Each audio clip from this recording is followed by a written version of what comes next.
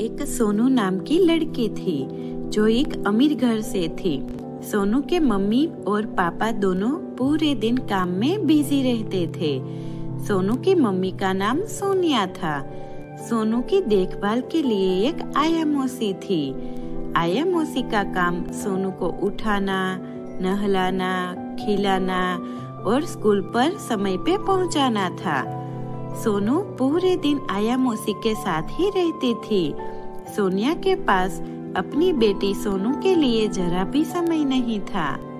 Mummy, आज भी आप ऑफिस जा रहे हो? आज तो आपको छुट्टी है।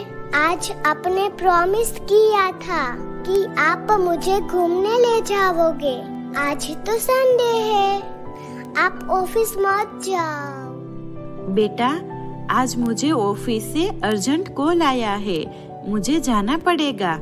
आज तुम आया मौसी के साथ चली जाओ। नेक्स्ट संडे प्रॉमिस हम साथ में जाएंगे।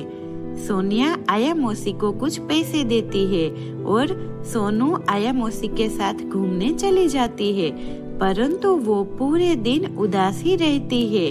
वो सोचती है कि उसके मम्मी और पापा दोनों के पास अपनी बेटी के लिए तो समय ही नहीं है।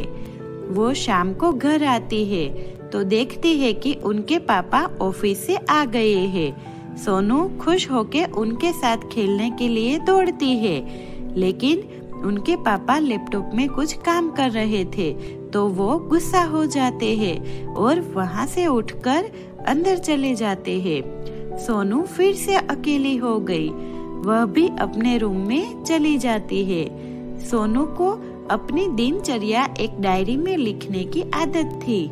वह पूरे दिन की सारी फीलिंग्स उस डायरी में लिख लेती है और बहुत ही दुखी होती है। सोनू अब पहले से ज्यादा गुमसुम रहने लगी है। वह अब आया मौसी के साथ भी ज्यादा नहीं बोलती। स्कूल में भी अब वह कम बातें करने लगी है और अपने दोस्तों के साथ खेलने भी नहीं जाती। ये सारी बातें उसके टीचर नोटिस कर रहे होते हैं। वह सोनू के मम्मी पापा को स्कूल बुलाती है और सारी बात बताती है। वहाँ पे सोनू को भी बुलाया जाता है। सोनू पूछने पर कोई भी आंसर नहीं देती। वह डरी हुई, सहमी हुई वहीं पे ही गुमसुम खड़ी रहती है। फिर सोनू को अपने क्लास में भेज दिया जाता है।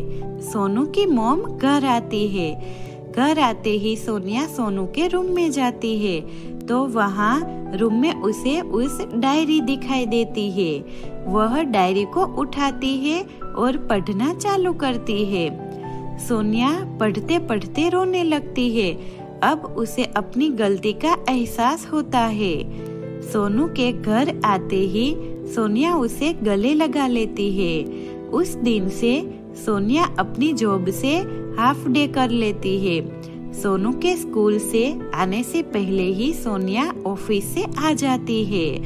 अब वह सोनिया को होमवर्क भी करवाती है, उनके साथ बाहर घूमने भी जाती है, वो दोनों शॉपिंग के लिए भी जाती है। सोनू अब बहुत ही खुश रहने लगी है।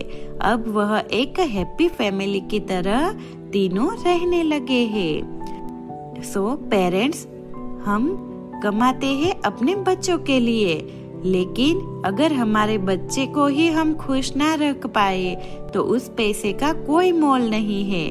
पैसे से हम हमारे बच्चों का बचपन तो नहीं खरीद सकते।